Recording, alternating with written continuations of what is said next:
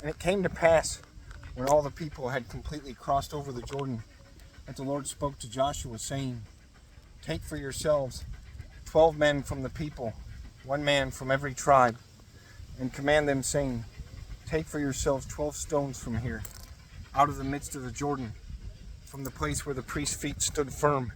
You shall carry them over with you, and leave them in the lodging place where you lodge tonight.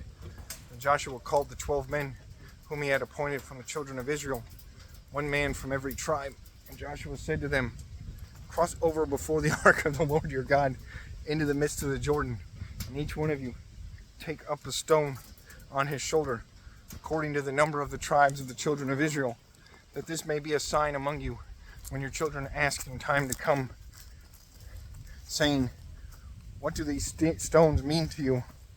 Then you shall answer them that the waters of the Jordan were cut off before the ark of the covenant of the Lord.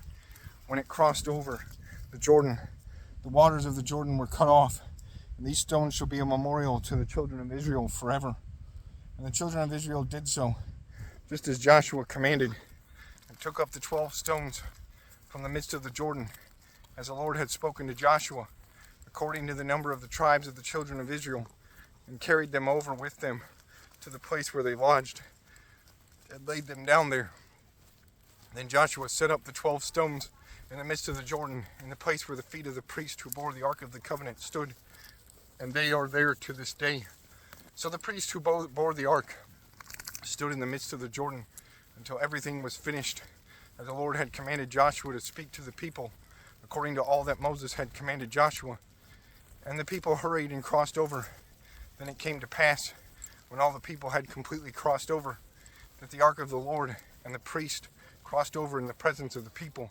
And the men of Reuben, the men of Gad, and the half tribe of Manasseh crossed over armed before the children of Israel, as Moses had spoken to them. About 40,000 prepared for war crossed over before the Lord for battle to the plains of Jericho.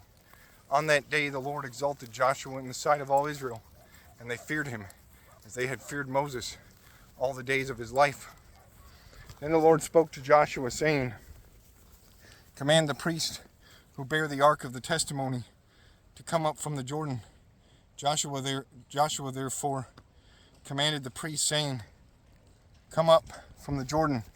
And it came to pass, when the priest who bore the ark of the covenant of the Lord had come from the midst of the Jordan, and the soles of the priest's feet touched the dry land, and that the waters of the Jordan returned to its place and overflowed all its banks as before. Now the people came up from the Jordan on the 10th day of the first month, and they camped in Gilgal on the east border of Jericho. And those 12 stones which they took out of the Jordan, Joshua set up in Gilgal. Then he spoke to the children of Israel, saying, When your children ask their fathers in time to come, saying, What are these stones?